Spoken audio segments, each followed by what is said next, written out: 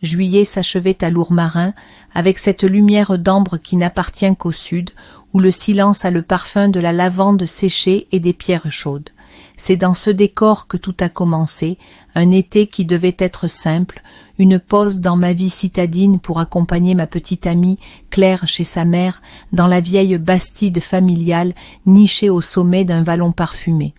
On y accédait par un chemin bordé de cyprès tordus, et juste en contrebas, une grange ancienne recouverte de glycines surplombait des champs violets à perte de vue. Je m'appelle Julien, 30 ans, architecte à Marseille, lunettes de soleil presque en permanence vissées sur le nez. Claire avait insisté. « Tu vas l'adorer, ma mère. Elle est différente. » J'avais souri, sans y croire. Une mère reste une mère, pensais-je, polie et distante au mieux. Mais, dès que j'ai vu Hélène, je me suis senti confus, déstabilisé. Pas par la gêne habituelle qu'on ressent face à une belle-mère, non. Quelque chose de plus physique, plus silencieux. Elle ne ressemblait en rien à l'idée que je me faisais d'une femme de 56 ans.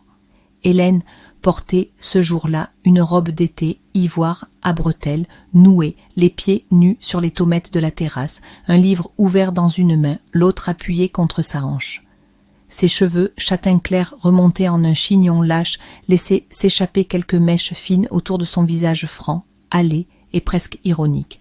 Son regard avait quelque chose d'interrogateur, de lumineux, comme si elle attendait que je dise quelque chose que j'ignorais encore devoir formuler. « Julien, c'est ça.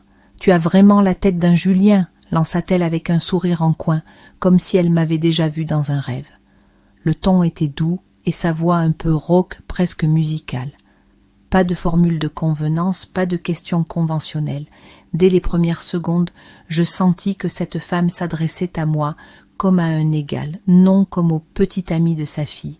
Les premiers jours, Claire et moi partagions la chambre d'amis au rez-de-chaussée.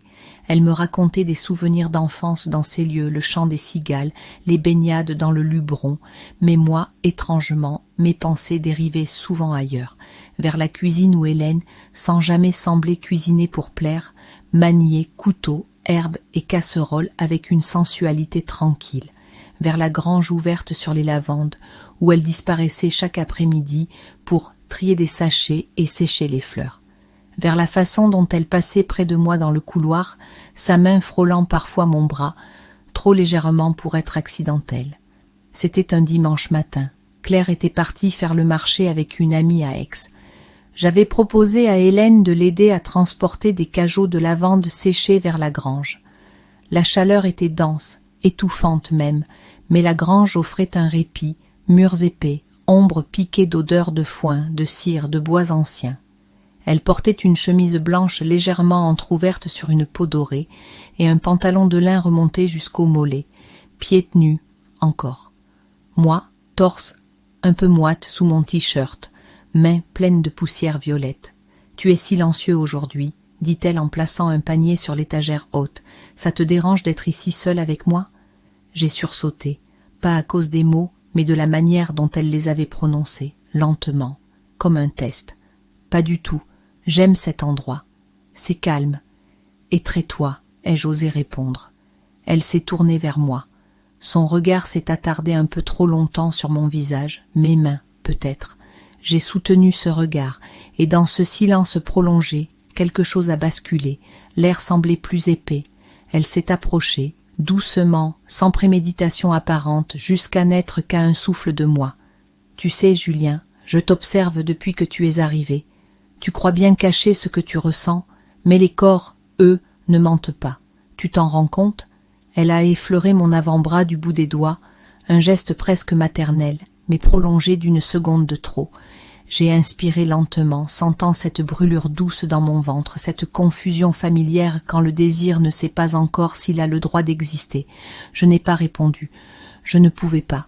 Je sentais mes jambes figées, ma gorge sèche. Elle a reculé de 2 pas, comme pour rompre la tension, puis a posé sa main sur le chambranle de la porte de bois entr'ouverte, laissant filtrer la lumière violette des lavandes. Elle m'a regardé par-dessus son épaule. « Je vais chercher du sirop de menthe. Tu restes là ?» J'ai hoché la tête, incapable de formuler quoi que ce soit d'autre qu'un souffle. Quand elle est revenue, un verre dans chaque main, elle m'a tendu le mien sans me quitter des yeux. Son pouce a effleuré le mien en me le donnant. Puis, lentement, elle s'est assise sur le vieux banc près du mur. Le silence s'est installé, mais il n'était plus paisible. Il était tendu, vibrant. Elle a replié une jambe sous elle et a levé le menton. Claire ne voit pas ce que je vois. Qu'est-ce que tu vois, Hélène? Elle a souri, un sourire de femme qui sait ce qu'elle provoque. Tu le découvriras si tu n'as pas trop peur de regarder en toi. Et c'est à ce moment-là que j'ai compris, cette histoire, cet été, cette maison, rien ne serait jamais anodin. Ce n'était pas une parenthèse. C'était le début de quelque chose d'interdit, de troublant, d'inéluctable. La chaleur avait diminué, mais dans la grange, l'air restait chargé de cette odeur entêtante de lavande sèche, de bois ancien et de quelque chose d'indéfinissable, peut-être un parfum de peau, ou ce silence qui s'épaissit quand deux personnes retiennent plus qu'elles ne disent. Je n'avais pas quitté Hélène des yeux depuis qu'elle s'était installée sur le banc, un genou replié sous elle, son verre posé à moitié sur sa cuisse, les doigts traçant distraitement le bord du verre en verre dépoli. Elle semblait à la fois paisible et habitée par une pensée qu'elle refusait de formuler trop vite, comme si elle avait compris que le désir avait besoin d'espace, de lenteur, d'une tension qui ne s'épuise pas dans la précipitation. Je suis resté debout un instant, le verre froid dans la main, incapable de décider si je devais m'asseoir près d'elle ou garder mes distances, mais elle m'a devancé, brisant doucement cette hésitation avec une voix plus basse, presque murmurée, comme une confidence dite à l'ombre d'un secret partagé. « Tu veux savoir ce que je vois en toi, Julien ?» Elle n'attendait pas de réponse, ou plutôt, elle voulait que le silence soit une réponse. Elle se leva lentement, traversa la pièce d'un pas lent, ses pieds nus glissant sans bruit sur les dalles poussiéreuses, puis elle se posta devant moi, si près que je pouvais sentir la chaleur de son souffle, presque son pouls dans l'air. Elle leva une main, hésita un instant, puis la posa contre ma joue, du bout des doigts d'abord, puis avec la paume entière, chaude, vivante. Je fermai les yeux, pas pour fuir, pour accueillir, pour me rendre à ce geste dont j'avais rêvé sans le savoir. Sa main descendit lentement le long de ma mâchoire, puis s'arrêta au col de mon t-shirt. Elle ne bougeait plus, elle me scrutait. « Tu es tendue, mais ce n'est pas de la peur, c'est de la retenue. » Sa voix tremblait à peine, mais il y avait un frémissement, quelque chose qu'elle contenait elle aussi. Je pris sa main, sans réfléchir, sans plan. Je la pris entre les miennes, et au lieu de la reposer, je la portai à mes lèvres, juste un instant, juste assez longtemps pour que son regard s'assombrisse d'une lueur que je ne lui avais pas encore vue. Ce n'était plus un jeu, plus un frôlement de surface. Ce geste, ce simple baiser sur sa main, avait déplacé l'équilibre fragile que nous maintenions depuis notre première conversation. Hélène se détourna brusquement, mais sans violence. Elle s'approcha de l'une des étagères couvertes de bouquets suspendus, puis s'appuya contre elle, les bras croisés sur sa poitrine, le regard rivé au sol. Le silence se fit lourd à nouveau, mais ce n'était plus celui de l'attente, c'était celui de la peur ou de la lucidité. Lorsqu'elle reprit la parole, sa voix était un souffle. « Tu es le compagnon de ma fille, Julien. » Une pause, puis un rire amer, très bref. « Et moi, je suis en train de te regarder comme si tu étais à moi. » Je n'ai pas répondu immédiatement. Je me suis approché lentement et sans la toucher, je me suis tenu derrière elle, assez près pour qu'elle sente ma présence, mon souffle, la chaleur de mon corps, mais sans rien imposer. Je voulais qu'elle sache que je ne fuyais pas, que je ne jouais pas non plus, que j'étais là, debout, vulnérable, autant qu'elle. Elle se retourna alors, très lentement, ses bras glissant le long de ses hanches. Son regard se posa dans le mien, fixe, grave. Elle ne souriait pas, elle ne tremblait pas, mais tout son visage était traversé par un orage silencieux. Puis, d'une voix qui ne laissait plus de place à la fuite, elle dit « Tu ne sais pas ce que c'est d'avoir passé des années à oublier que l'on est encore capable de ressentir ça. » Elle posa sa main sur mon torse, doucement, comme si elle redécouvrait la texture du tissu, puis ajouta « Et pourtant, quand tu es là, tout devient plus clair, plus dangereux aussi. » Je ne savais plus si c'était moi qui tremblais ou l'air autour de nous. Je posai ma main sur la sienne, l'attirant lentement contre moi, jusqu'à ce qu'elle sente la rapidité de mon cœur battre sous ses doigts. Mon autre main se leva, effleura une mèche échappée de son chignon, puis caressa doucement sa tempe. Ce geste la fit fermer les yeux, et dans cette respiration partagée, quelque chose se brisa, mais sans bruit. Elle se pencha alors juste assez pour poser son front contre ma clavicule, son souffle heurtant le tissu de ma chemise. Elle restait là, silencieuse, accrochée à ce contact fragile. « Hélène !» ai-je murmuré à mi-voix, comme si dire son nom pouvait conjurer le trouble ou le renforcer.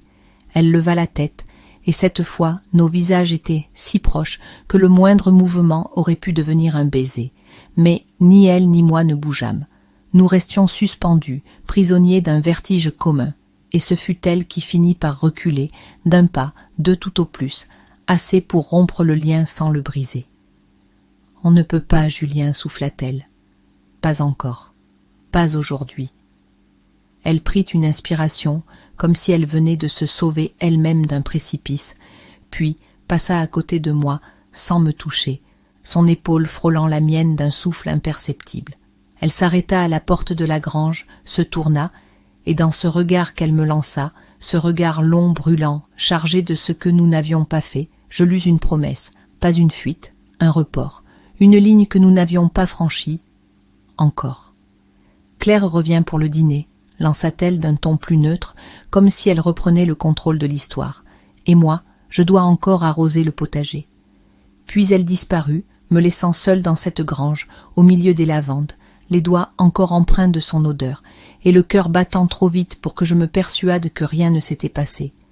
Ce soir-là, le ciel au-dessus de Lourmarin s'était teinté d'un mauve dense presque irréel, et les grillons, comme en transe, faisaient vibrer l'air chaud d'une musique hypnotique. Dans la maison, Claire préparait une tarte aux figues fraîches, pendant que je mettais la table sur la terrasse, essayant de donner le change, d'avoir l'air naturel, alors que tout, en moi, bouillonnait encore de ce qui n'avait pas eu lieu, de ce souffle suspendu dans la grange, de cette chaleur étrange sur ma peau qui ne venait ni du soleil ni du vin, mais d'un regard que je n'arrivais plus à effacer de ma mémoire.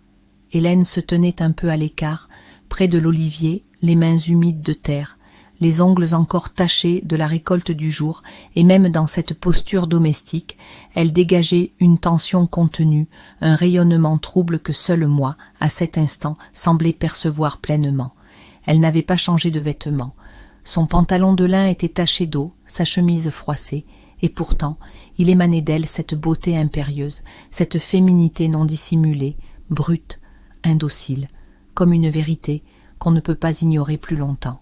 Lorsque nos regards se croisèrent furtivement au moment où elle entra dans la cuisine pour poser une corbeille de tomates, quelque chose passa entre nous, quelque chose de plus dense encore que l'après-midi. Ce n'était pas du désir brut, c'était une forme de reconnaissance silencieuse, un pacte implicite, celui des êtres qui savent qu'ils se cherchent déjà sans l'avoir dit à voix haute. Le repas fut ponctué de rires légers, d'anecdotes de Claire sur son ami d'Aix qui se mariait, d'éclats de voix adoucis par la brise chaude. Mais mes yeux revenaient sans cesse sur Hélène, sur la façon dont elle portait son verre à ses lèvres, sur cette manie qu'elle avait de tapoter 2 fois le rebord du verre avec son ongle avant de boire, sur la tension presque imperceptible dans ses épaules quand je me levais pour aller chercher quelque chose à la cuisine, comme si elle anticipait un mouvement, un contact, une parole trop franche. Jamais je n'avais connu ce genre d'attirance. Elle n'était pas seulement physique, elle s'ancrait dans quelque chose de plus ancien, de plus intime, comme si j'étais, malgré moi, une clé pour quelque chose qu'elle avait fermé depuis longtemps. Claire s'est couchée tôt ce soir-là, fatiguée par la chaleur, me laissant seule sur la terrasse avec une bouteille à moitié vide, et ce vide étrange qui se fait quand le silence devient complice. J'aurais pu aller me coucher moi aussi, mais une agitation sourde me maintenait éveillée, comme si j'attendais un signe, un frémissement dans l'air, un murmure venu de la grange ou de quelque coin sombre du jardin. C'est là que je l'ai vue, ou plutôt ressentie, avant même de la voir. Hélène, qui sortait de l'arrière de la maison, les bras croisés contre elle, comme pour se protéger d'un froid inexistant.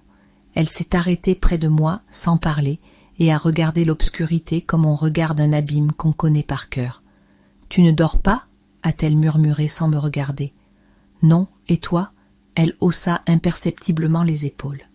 Je crois que j'ai trop de souvenirs dans cette maison pour dormir paisiblement quand l'air est aussi lourd. Je la regardai, silencieux, et dans ce demi-éclat lunaire, elle me parut encore plus belle, plus vraie, comme si l'obscurité la révélait davantage que la lumière. Elle s'assit sur la marche, ses bras entourant ses jambes, et j'en fis autant. Nous étions là, côte, à quelques centimètres l'un de l'autre, nos épaules presque jointes, nos souffles calés sur un rythme commun, et pourtant tout restait suspendu, jusqu'à ce qu'elle tourne lentement la tête vers moi, et que son regard profond, grave, comme brûlé par quelque chose de plus ancien que le désir, rencontre le mien. Tu sais, Julien, j'ai aimé très peu d'hommes dans ma vie, vraiment aimé. Mon mari, un ou deux autres peut-être, mais il y a toujours eu en moi une part que je gardais en réserve, et parfois je me demande ce que cela dit de moi. Est-ce que j'ai été lâche ? Est-ce que j'ai fui, ou est-ce que j'ai simplement attendu que quelqu'un voie cette part-là et la comprenne sans avoir à l'arracher ?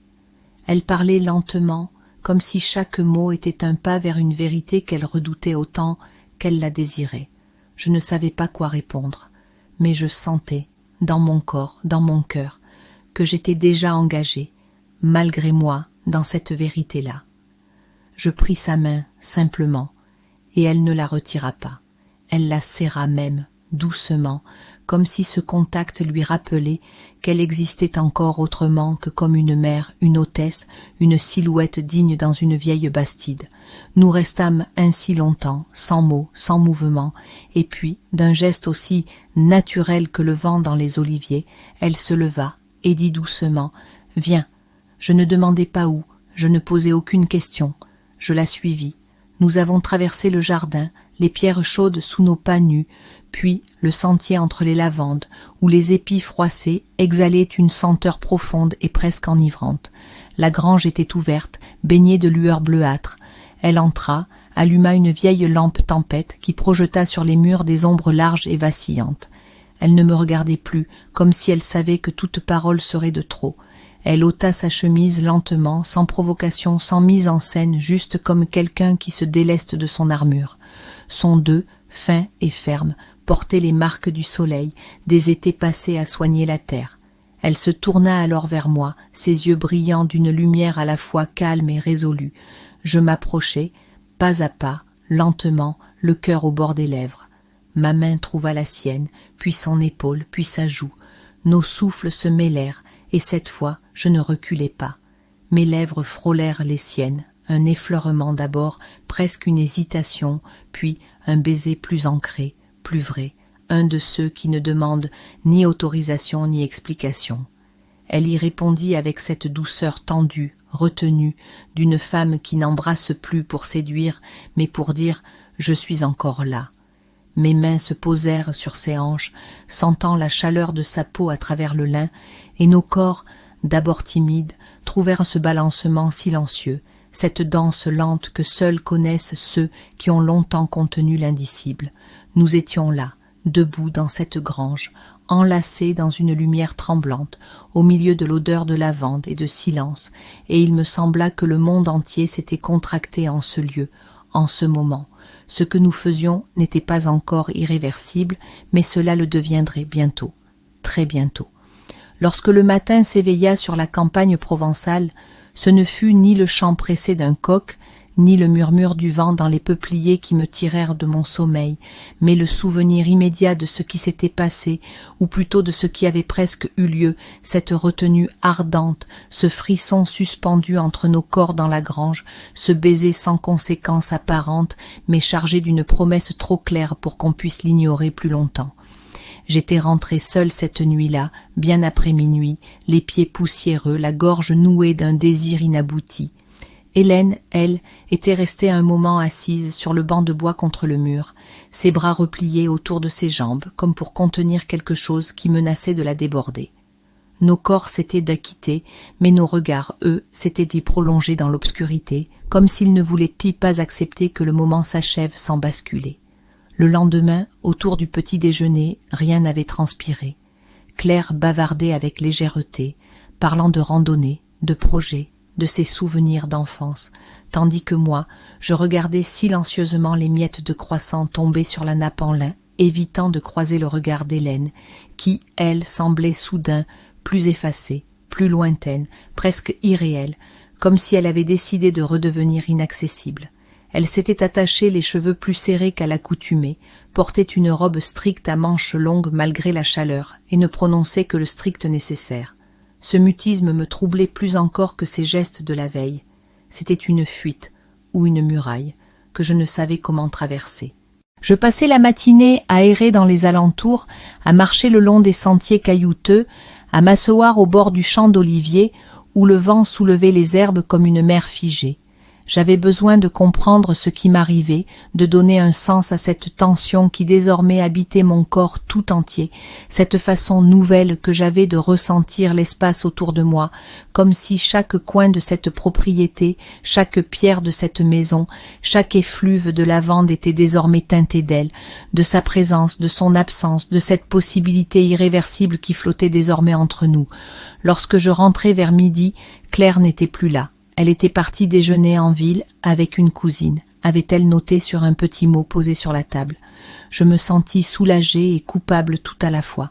Je montai à la salle de bain, me rinçai le visage, puis descendis dans la cuisine, poussée par une envie que je n'osais même pas nommer.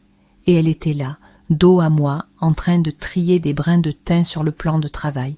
Ses cheveux pendaient en 2 mèches longues de part et d'autre de son cou, et ses gestes étaient précis, mécaniques, comme ceux d'une femme qui lutte pour rester ancrée dans le réel. « Tu es revenu, dit-elle sans se retourner. Tu savais que je reviendrais ?» Elle haussa les épaules. « L'attraction ne suffit pas, Julien. Ce qu'il y a entre nous, ce n'est pas une histoire facile. C'est une faille dans ce qu'on est censé être. » Je fis un pas vers elle, lentement, puis un autre, jusqu'à sentir la chaleur de son dos proche de moi. Je n'osais pas la toucher. Pas encore, mais mon souffle se heurta à sa nuque et elle frissonna, à peine. Sa main s'arrêta sur les feuilles, trembla un peu. « Est-ce que tu regrettes ce qui s'est passé ?» murmurai-je, la voix plus basse que je ne le pensais. Elle se retourna lentement et son regard me saisit comme une marée lente et chaude. « Regretter ? Non, mais j'ai peur, pas de toi, de ce que ça pourrait réveiller. Tu ne comprends pas, Julien. Tu vois en moi une femme libre, indépendante, mais j'ai construit cette façade sur des années de compromis, de sacrifices, de silence. Toi, tu viens tout bousculer, tu réveilles quelque chose que j'avais enfermé, parce que c'était plus facile ainsi. » Je levai la main et du bout des doigts, je touchai sa joue.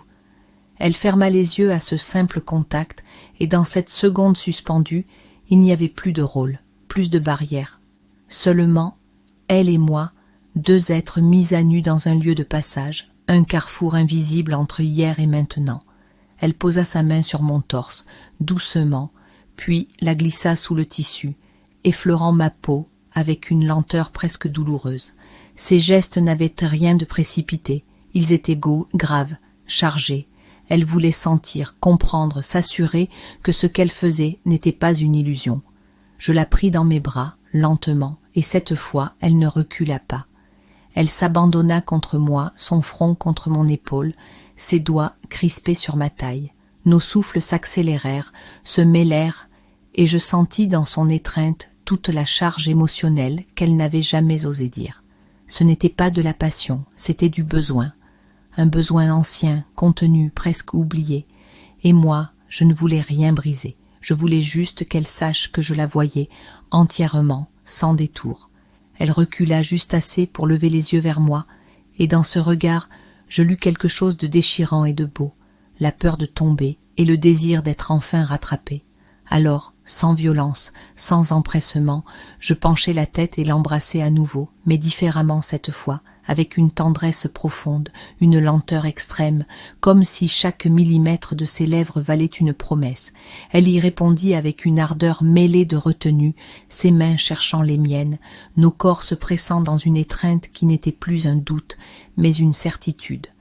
Nous restâmes ainsi, longtemps, enlacés dans cette cuisine baignée de lumière, les volets à demi fermés, laissant passer des rayons de soleil en lignes obliques, comme si le temps lui-même s'était arrêté pour nous offrir ce moment suspendu, fragile, mais nécessaire. Elle posa sa tête sur mon torse, et nous restâmes debout, silencieux, bercés par le bruit des cigales au dehors, respirant l'un l'autre profondément.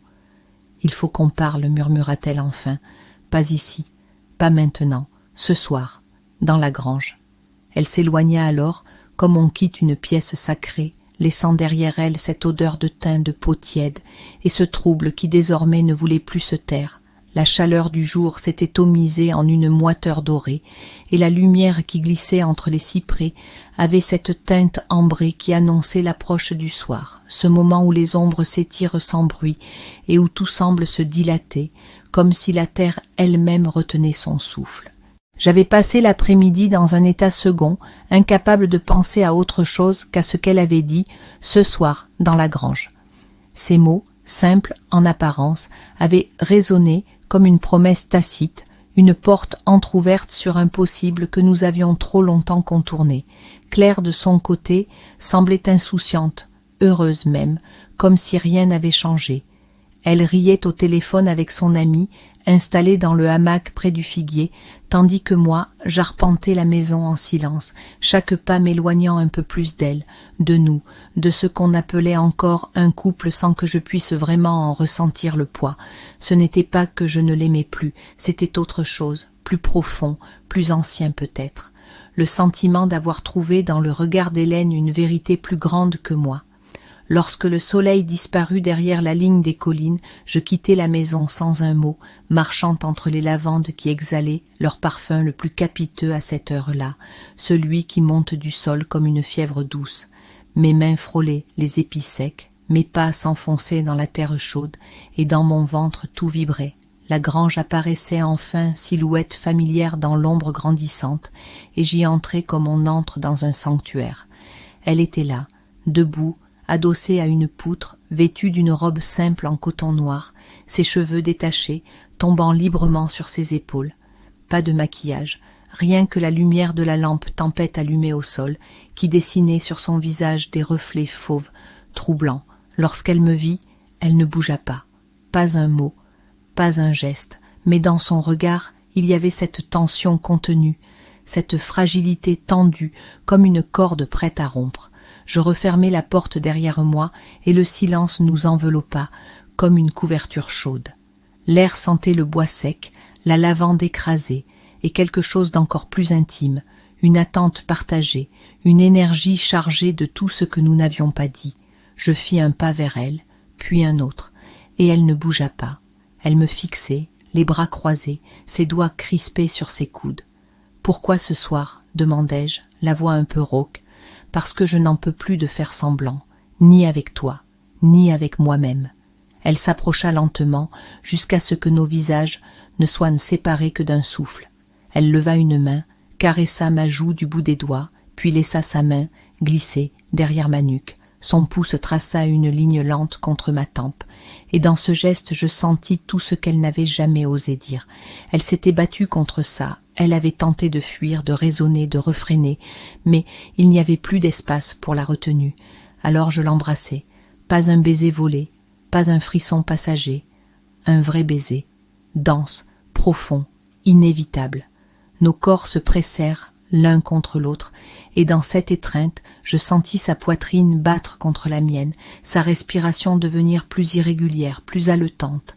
Ses bras m'entourèrent, ses mains se faufilèrent sous ma chemise, cherchant ma peau, et nos souffles devinrent une seule et même respiration, entrecoupée de soupirs, de gémissements à peine contenus.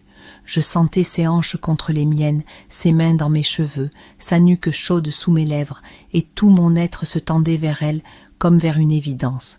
Nous reculâmes lentement jusqu'au vieux matelas posé contre le mur, recouvert de draps pliés et d'anciens coussins, et elle m'y entraîna sans un mot, ses mains tenant toujours les miennes, ses yeux dans les miens, brûlants. Chaque geste était une lenteur volontaire, une façon de savourer cette traversée de l'interdit, de donner à chaque seconde le poids d'un aveu. Nous n'avions pas besoin de parler, tout passait par les regards, les souffles, les mains qui frôlaient, caressait, s'attardait. Lorsque je passai mes doigts sur la ligne de ses clavicules, elle ferma les yeux, bascula légèrement la tête en arrière et souffla mon prénom dans un murmure si chargé que je crus en perdre l'équilibre. Nos baisers se faisaient plus profonds, plus dévorants, et pourtant il n'y avait rien d'agressif. Tout était retenu, exploration, lenteur douloureuse, une sensualité construite dans la pudeur d'un amour impossible, mais vécue pleinement, dans l'instant. C'est là, dans cette lumière vacillante, dans ce silence troué de nos soupirs, que nous franchîmes la ligne, pas seulement en nous embrassant, mais en nous reconnaissant. Je vis en elle une femme vivante, brûlante de vérité, et elle vit en moi non plus le compagnon de sa fille, mais un homme qui la désirait pour ce qu'elle était, dans toute sa complexité, sa beauté, ses failles, et rien, après ce baiser, après cette étreinte tremblante sur le sol de la grange, ne pourrait revenir en arrière. Ce qui était franchi l'était pour toujours. Nous nous étions choisis dans la nuit, dans le silence, dans la vérité nue de nos gestes. Lorsque, enfin, nous nous séparâmes, haletants, les fronts collés l'un à l'autre, elle murmura, la voix brisée par l'émotion, ce n'était pas une erreur. Même si tout le monde autour de nous le dira, je sais que ce n'était pas une erreur. Et moi, les doigts encore mêlés aux siens, je sus que quoi qu'il advienne ensuite, les regards, les conséquences, la douleur même, ce moment resterait, gravé, immobile, irréversible, un instant d'abandon total, de vérité nue, d'amour interdit, mais pleinement ressenti. La nuit s'installa autour de nous, et dans la grange de lavande, au cœur de la Provence, deux êtres qui n'auraient jamais dû se croiser autrement, s'étaient trouvés dans la faille la plus intime de leur existence, et ce fut beau, et ce fut réel, et ce fut fini,